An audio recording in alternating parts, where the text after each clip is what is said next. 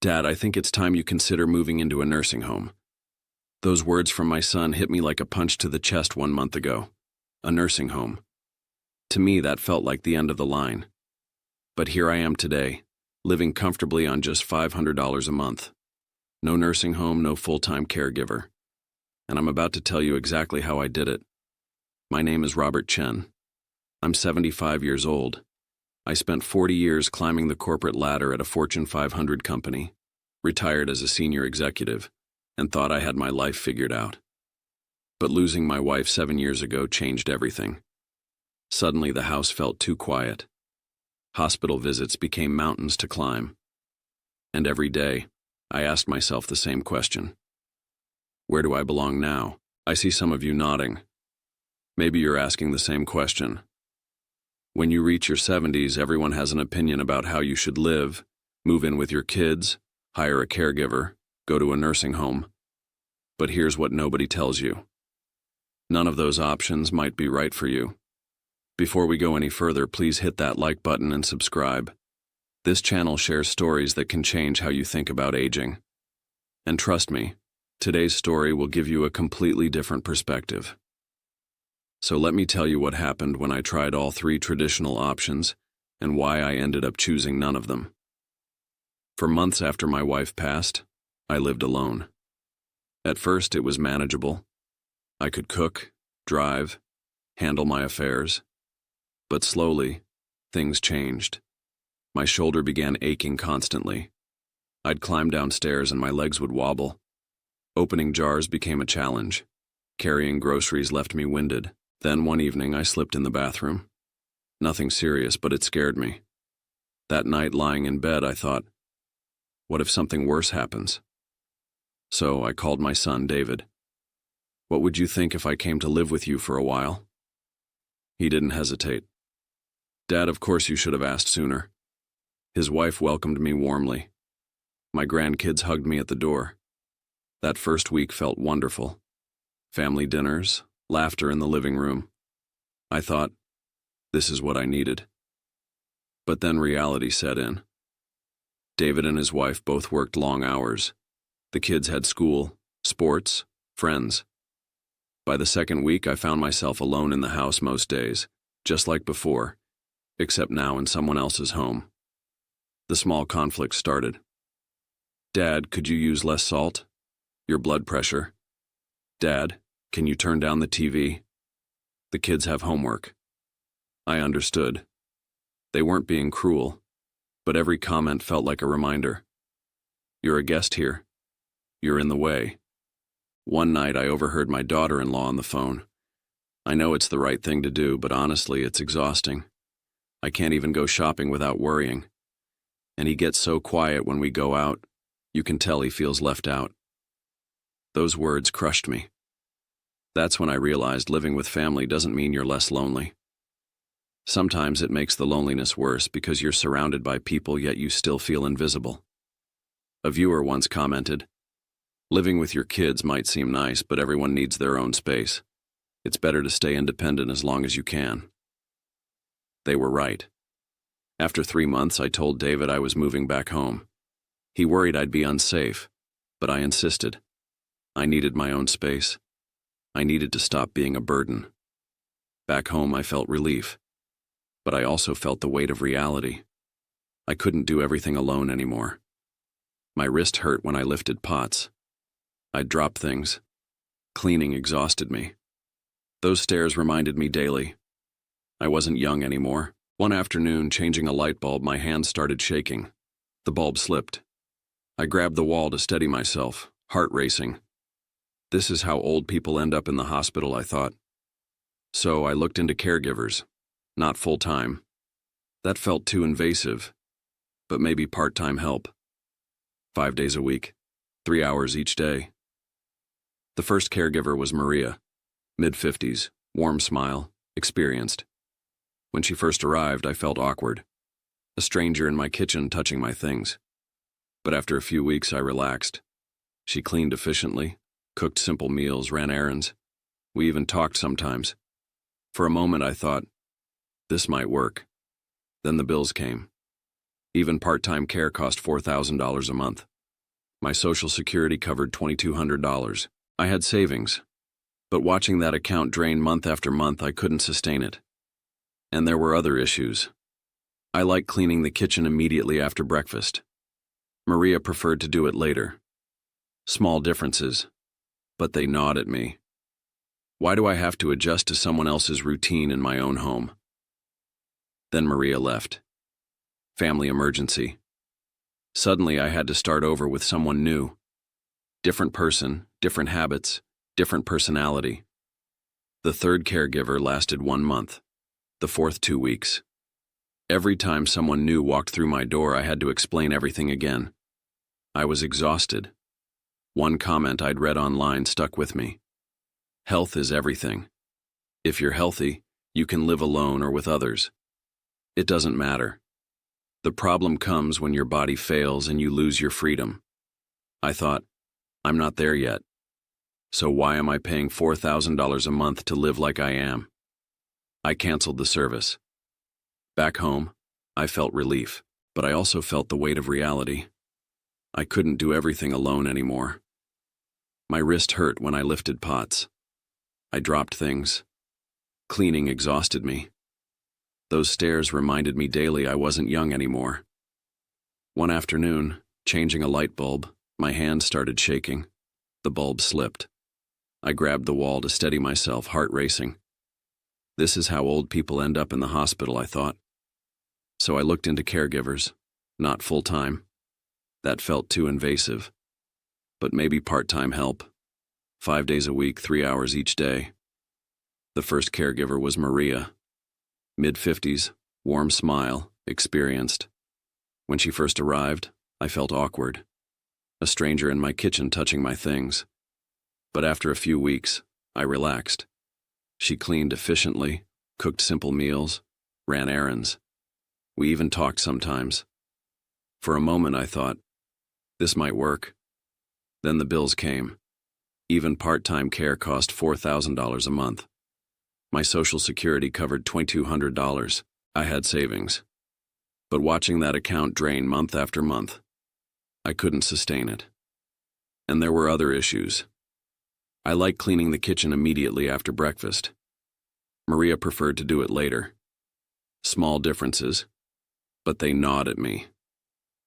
Why do I have to adjust to someone else's routine in my own home? Then Maria left.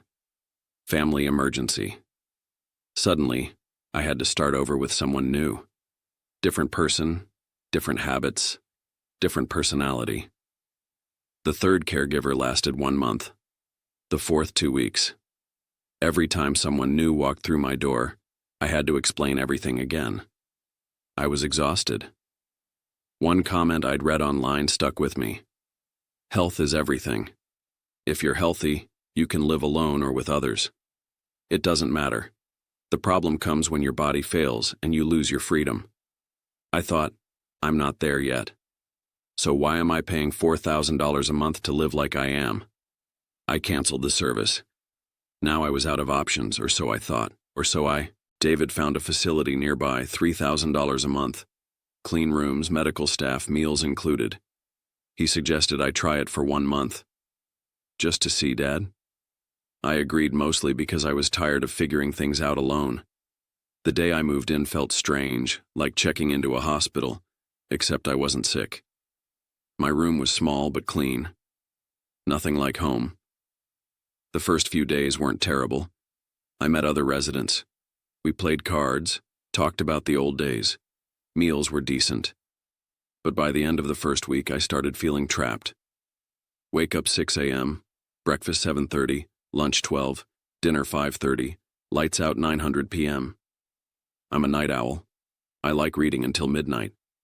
But here at 9, the hallway lights dimmed. If they saw a light under my door, a nurse would knock. Mr. Chen, it's time to sleep now. Time to sleep. I'm 75 years old. I've been making my own decisions for 75 years now. A stranger is telling me when to go to bed. One evening I wanted to walk outside. Beautiful night. Cool breeze, clear sky. I headed toward the exit. A staff member stopped me. Mr. Chen, outdoor time ended at 700 p.m. Safety policy. Safety policy. Those 2 words became my prison. The worst part, I wasn't even that sick. I could walk, think clearly, take care of myself. Yet, here I was, living like I'd lost all independence. My roommate snored like a chainsaw every night. I asked to switch rooms. We'll see what we can do. Nothing changed. After 3 weeks, I called David. I'm leaving. Dad, you said you'd give it a month. This isn't living. I'd rather struggle at home than be comfortable in a cage. The day I walked out, the sun felt brighter. The air felt fresher. I was free again. Back home, I felt lighter but also stuck.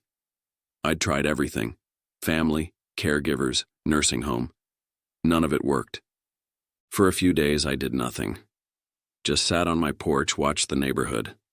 Life was happening all around me, but I felt separate from it. Then one afternoon, walking through the park, I passed the elementary school. 300 p.m. Kids streaming out. Parents picking them up. That's when I saw Sarah. She lived in my building, always rushed, always stressed. She was on her phone pacing. I can't leave work early again, Mike. My boss already said something last week. She hung up. Looked like she might cry. I knew her situation. Husband traveled constantly, raising their 6-year-old daughter mostly alone. Without thinking, I walked over. Excuse me, Sarah. If you need someone to pick up your daughter, I'd be happy to help. She looked startled. Oh, I couldn't ask you to. You're not asking. I'm offering. I walk past here every day. Are you sure? I'm sure. What's her name? Emma. 1st grade. I'll be here at 3 tomorrow. That's how it started. The next day I picked up Emma, walked her home.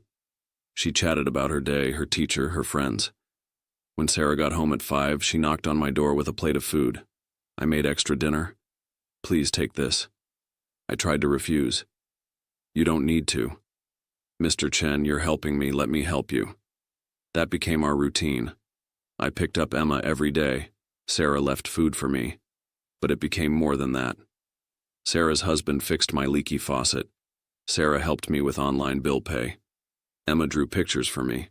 Stick figures of us walking, a big sun in the corner. She taped them to my door. One evening, Sarah said, "You know, you've changed our lives. I was drowning before you showed up." I smiled. You've changed mine too. I forgot what it felt like to be needed. And that was it. That was the key. I didn't need someone to take care of me. I needed to still matter, to still contribute. One comment I'd read said, "The key isn't living with family or alone. The key is staying healthy and building a community that supports each other." That person understood exactly what I discovered. Now let me be clear. I'm not saying everyone should do exactly what I did. Your situation might be different. Maybe you're sicker than I am. Maybe living with your kids actually works for you. There's no one-size-fits-all answer. But here's what I learned. First, you don't have to choose between total independence and total dependence. There's a middle ground. You can accept help without giving up control. You can contribute without exhausting yourself. Second, community matters more than money.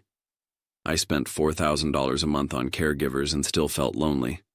Now I spend $500 and I feel more connected than I have in years. Why? Because money buys services but not relationships. Sarah doesn't help me because I'm paying her. She helps because I help her. That's different. Third, you still have something valuable to give.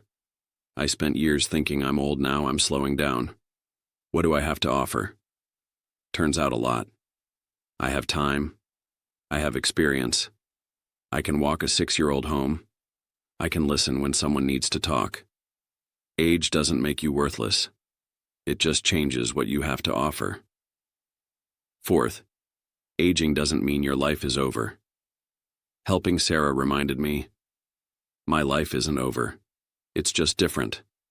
I'm not climbing the corporate ladder anymore, but I'm still here. I still matter. Today I'm living on my terms.